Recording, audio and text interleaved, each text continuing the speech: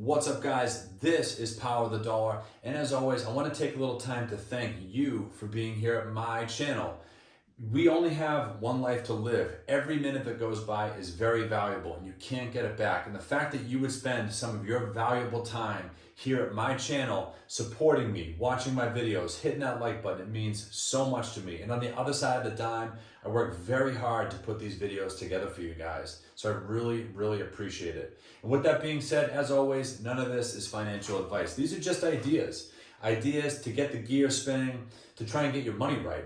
And maybe after this video, you start looking for other YouTube channels. You start buying books. You start listening to podcasts. Whatever it is, I want to set you forward on the path of financial independence, to getting your money right. And what is this all about today? This is a series that I'm going to be putting together. It's about the FIRE movement. And what is the FIRE movement? F-I-R-E.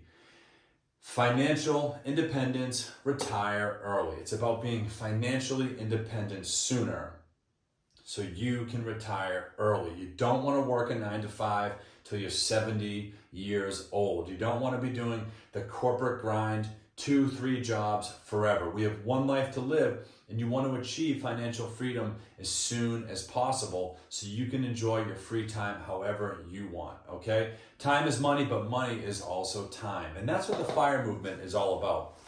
And it's very simple. It's about, especially early on, okay, you want to save as much money as possible. The FIRE movement in a lot of ways is very extreme. You want to be very frugal. You want to only spend money on what you need to spend money on. How extreme you want to get with this is up to you. Now, I will say this is very common, very popular rather, and catching fire, pun intended, in the younger crowds because they have time on their side. So if you're not young, you're in your 40s, 50s, or 60s, please watch this video and send this to someone who may need to hear this. This could change their life for the positive in so many ways. And what's it about? Once again, it's about being very cheap. You cut back on all your spending, just covering the bases, the basics of what you need, all right? Then you take that extra money and you put some into savings, you take the rest and you invest it heavily, all right? People will take all that extra money and they'll invest it heavily, commonly in the stock market, okay? So let's review a couple scenarios of how someone pursuing the FIRE movement who wants to be financially independent and be able to retire early, what are some things that they could do to cut back on spending where they could be cheap and frugal and then invest the rest? What do most of us buy in the morning or drink in the morning? Coffee, right?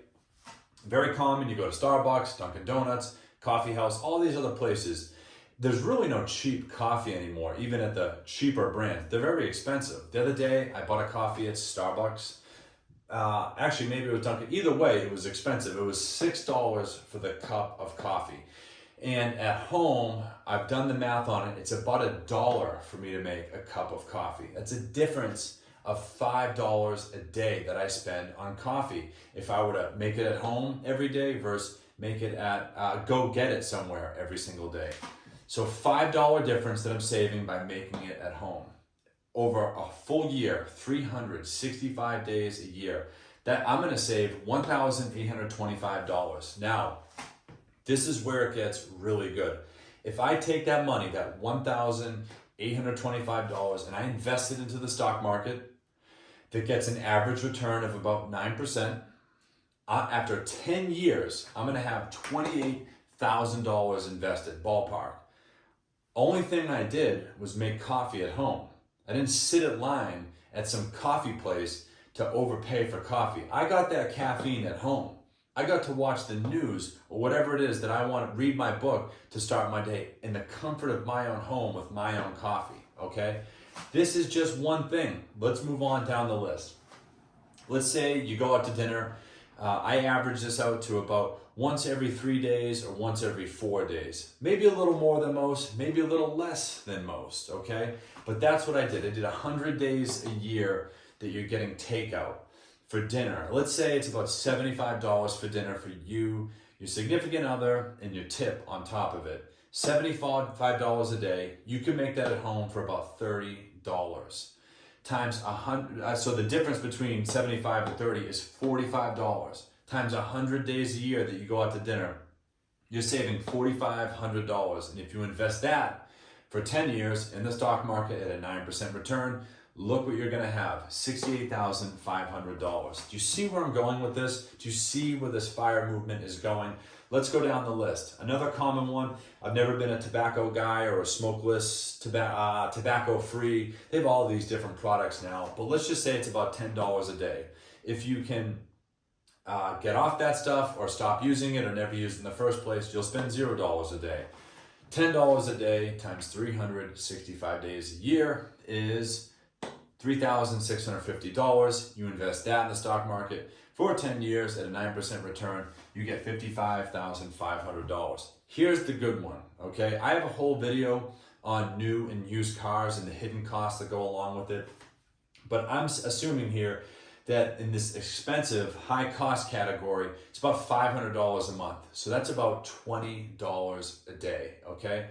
And in this low cost category, you bought a cheap, fuel efficient, used vehicle. It's still gonna cost you money, but it's about $5 a day. That's a $15 difference a day times 365 days a year. This is where it gets great.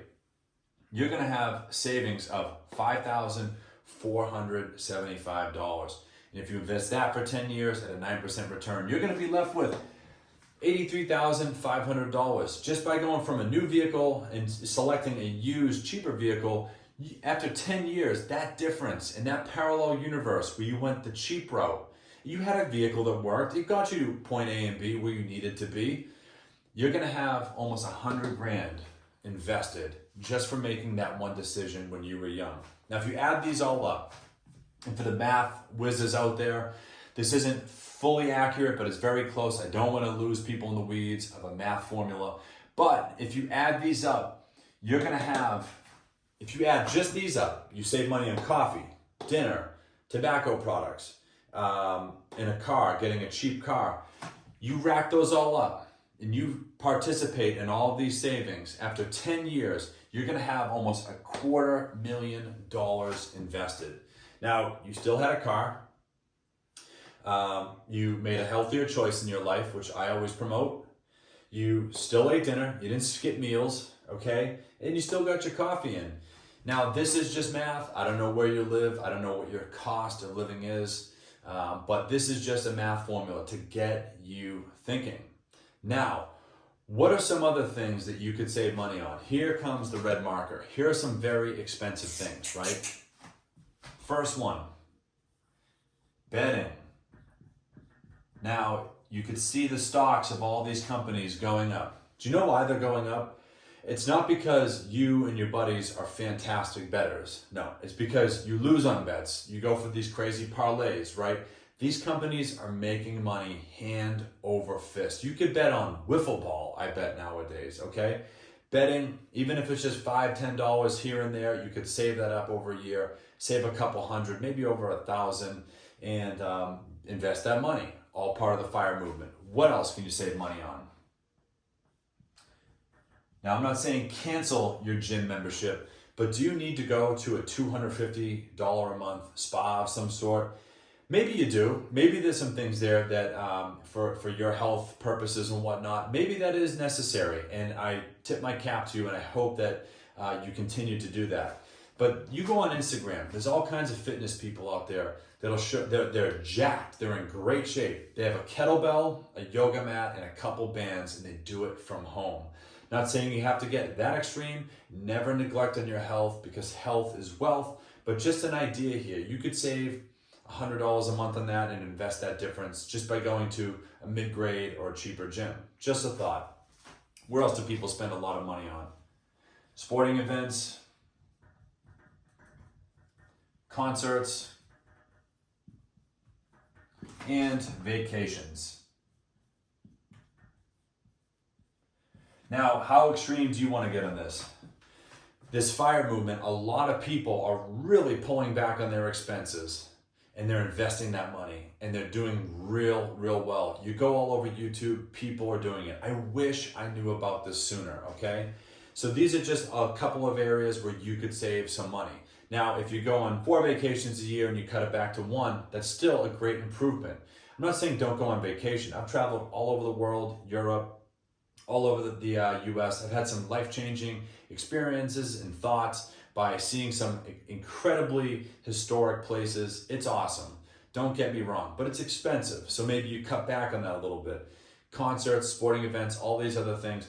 Now, I hope this is getting some gears turning in your head. Where can you cut back? Maybe you don't do some of these things, but I'm sure there's somewhere that you can cut back. And according to the FIRE movement here, you can cut back on that, take that difference of the money and invest it accordingly. It's not just money though.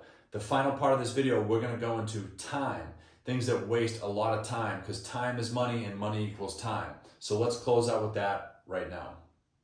All right, so we're back with the second part of this, and it's all about time. Remember, time equals money and money equals time. If you have a lot of money in dividend stocks or a savings account, you're gonna collect a lot in interest or a lot in dividends. Those payouts back to you, those dividends and interest, are equivalent to time that you don't have to work. So on the flip side of that, if you invest your time wisely, either learning things that can help make you money or save you money, or learning about things or doing things that can make you money or save you money, you then have more money invested, which means you're going to collect even more in dividend and interest, and it compounds more and more over time. But the scary thing about time, listen, you lose all your money, you can make more money, all right? But once you lose time, you can't get it back. And time is so precious and valuable, all right? You need to listen to this quote right here. You can get a lot of things back, money, car, whatever it may be, but you can't get time back. You can't get life back. Time is priceless. There's no price on it. Don't waste it. Make it count. I try to keep these videos as brief as possible so that you don't waste any time here, but I don't want to skip over things so you don't spend additional time looking for the missing pieces to this, okay? So let's jump right into the next part of this. Time management. I have wasted so much time trying to do too many things, multitasking. And during those times where I had poor time management skills and I thought I could do more than I really could, I didn't want to admit it, but that was the truth. What was happening? I was doing a lot of things in a mediocre fashion. I was doing things okay. And this is what I compare it to. A very wise person in my family put me on to this comparison. You have 4 pots of water, 4 things you're trying to do and multitask with, but you only have 2 burners. You need to boil water to get that pasta cooked. But if you have 4 pots of water and 2 burners, all you're gonna do is make 4 pots of water kind of warm. You will never bring any one of those to a boil, which means if you have 4 tasks that are very big and you're trying to do, you will never see any of them all the way through at a high quality rate. All you're gonna do is have a couple mediocre, unfinished things. Take it from me. I'm someone who didn't want to admit that I had limitations. Take it from me. You need to manage your time better. You need to find out what's worth my while. These negative people in my life, I'm gonna cut them out. I'm not gonna try and fix those people anymore. This side hustle that really isn't generating any cash and I'm spending so much time doing it, I'm cutting that out. All right, now you have 2 pots of water on your 2 burners, okay? Something to think about, and I wanna know what you think about that too, all right? Here are some other time wastes, very obvious. Scrolling on social media, and also doom scrolling, looking through bad news. There's plenty of it. Everywhere you turn, there's bad news. I don't know why, but negative news spreads so fast and people are addicted to it. Please stay away from it. It's not good for you and it's a big waste of time, okay? Perfectionism. Back to my time management, thinking I could do everything and do it perfectly. You can't. You're gonna fall short. And I'm not saying don't have a high bar, okay? But if you are going to rake all the leaves in your lawn and there's a couple left over, are you really gonna go out there and chase every single leaf down? And then if another one falls, you're gonna be on high alert to go out there and get it? No. You're gonna do a good job. You're gonna get as many leaves as possible. And if there's a couple left over, that's okay. You did a great job. That's just my little take on that, okay? Negative people and bad affiliations, things that are wasting your time, people who aren't bringing good to your life. Once again, you can't get time back, and you can't get life back. Why would you want to spend it with negative people who are going to bring you down, who don't want to become financially independent, who look down their nose at people? Oh, you want to be rich? You want to be wealthy? You want to hoard money? No, I don't want to work till I'm 70. I want to be able to leave something for my children. I want to help out my elderly family members. That's why I want to do all this, not to hoard money. Okay? You don't want negative people around. Okay? And I'll talk about that again here at the bottom when I close this out. The power of saying no. No, I don't want to go to the bar this weekend. No, I don't want you to come over to my house. No, I don't want to do this. No, I don't want to do that. There's so many things out there that you could waste your time on. And if you really don't want to do it, and you feel there's something you could spend your time on better, including sleeping, going to the gym, spending time with people you like, just say no. The power of saying no. But you also have to realize there's a lot of power in saying yes for certain things. Things that might be outside of your comfort zone. You've never done karate before, but it's a good form of fitness. You can meet some nice people. Say yes, go do that. Now you're getting yourself in shape and you're getting your mind right, you're getting your fitness right, you're getting your money right. There's a lot of power in saying yes. Yes, I want to learn about my finances and how the economy works. Yes, I want to learn a second language so I can get a pay raise. These are all new things to you maybe. Say yes to things that can help you out, okay? The power of saying yes. And finally, to close out this video, Benjamin Franklin has two awesome quotes. I don't know them off the top of my head, but they have to do with gossip and it has to do with time. And I'll start with gossip. It's a trivial matter. Benjamin Franklin says, don't waste your time with trivial matters, with gossip. And I'm sure you can look that quote up yourself, but it's so true. You go to work, it's gossip. It's high school all over again. Don't participate with that. Don't let anything disrupt your peace. Gossip is just not worth it. It's so negative, it'll drag you down. You'll be caught in the tornado. Forget about it.